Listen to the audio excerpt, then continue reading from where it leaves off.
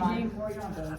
All right, what's up, Dublin coaches? We've got Eugene, we've got Linda, we've got Coach Jen here. Now, between everybody here, we have at least 20-something years of experience, right? If we add it all up. Yeah, right. All in all. Yeah. So, all right, so we've got 12-minute run for distance benchmark coming up. A lot of experience within these three people. So, I just want to just kind of make it clear. What have you done wrong previously? Like, what can our coaches avoid? We've got a lot of new coaches in Dublin. So, what's the first thing you want to avoid? Like, how would you verbalize it? Talking too much and talking too little. Both of those. Okay, so let's start with the basics. Say you have a group of people who have never done the 12-minute benchmark. Eugene, how would you just go about, you're on the mic, how would you describe it as simple as possible? Just walk us through it. Well, right in the lobby, I'm going to find out my power walkers who are on the verge of running. Maybe these are the first time people who might hit a mile in 12 minutes. So is that 5 miles per hour? Yes, 5 miles per hour. Yeah, 5 miles per hour. So I would reference, hey, if you guys can hit 5.5 or 5.3 miles per hour and you think you can get a mile or you want to get a mile in 12 minutes, today is your day. So I'm prepping those who are really looking to hit a huge milestone. My first time running a mile without stopping and my first time hitting a mile in an Orange Theory workout. That's what I'm going to utilize that for. And then, of course, because those PR people who are going to crush it at 12, they know it. They know how to do it. Yeah. We don't need to address it. Yeah. Right. Let's say, all right. Let's say Linda, you have somebody, they've never done it before, right? They know what a 4-minute push feels like or a 3-minute push. How would you coach somebody who has an idea of, okay, I'm a runner, but how do I quantify that for 12 minutes? Break it into quarters. Think about it in 3-minute segments. Every 3 minutes, reevaluate where you're at.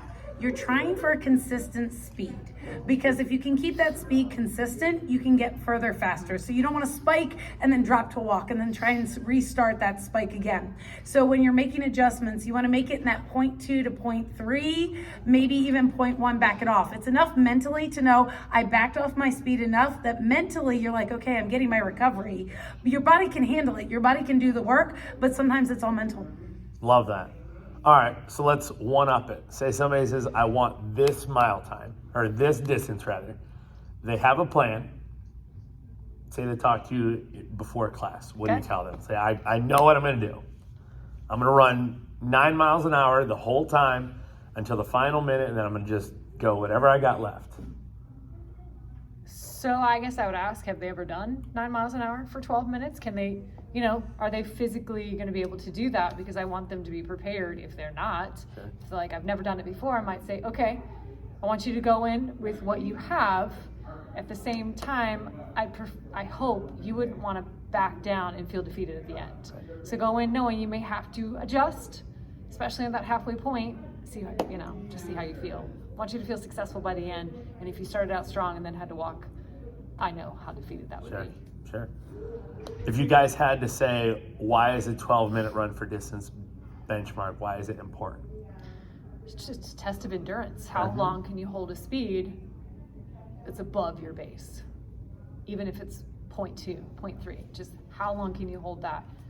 Like to Eugene's point, to run a mile without walking it is fantastic. And so for everybody else, just how far can you go? Yeah, Lamar does really well with it in that that scenario was great advantage because that member came up to the coach and said, this is my goal. Yeah. It's better if you can make those connections ahead of time and say, what's your goal? What's your goal? Catherine might do this. She might put down a pen and post that on every single treadmill, write down your distance goal right now before we start. Ooh, and just show really? She would do that. She would do She's a big Post-it fan and you write your goals. Huh. So there's a big. She might ask on the way in, do you know your time? Do you know your prior distance? Do you have a goal in mind? Sure. She might I was write in out her class everybody's, once. She asked me on the 500. Really? Wow. Okay, so let's say we have the 12-minute run, right? Yep. It's time to put it in the challenge tracker. They come up. What's the first thing that you guys ask them? How do you feel? How do you feel? What don't you ask them, more importantly? Did you PR? Did you? Yeah, I don't. Because I did I like, no, I didn't. Like, oh, I that don't sucks. know. Did you hit your goal? Did you hit your target if they had it? But how do you feel? How you feel? I finished. I didn't get my PR, whatever. I didn't hit my goal. That's okay. How do you feel? No, it's how far did you go? Da-da-da. Awesome. Yeah. Yeah. Done. Move Celebrate on. it. Celebrate. Yeah. They did it. It's not a question so much as way to conquer that 12-minute challenge. Congrats on your distance. If it's not what you ultimately wanted, be happy that you did it today, and we'll work toward it. Yeah. I love that. One thing I always ask, like, do you feel like you left anything on the table? Right? And they're just like, you know what? I could have started out harder. I could have done this, or like the opposite. Like, I went way too hard at the beginning because people remember that, right? Yeah. Okay, everybody. Again, Jen, Linda, Eugene, you guys. Thank you guys for your time. Rock stars. Crush it.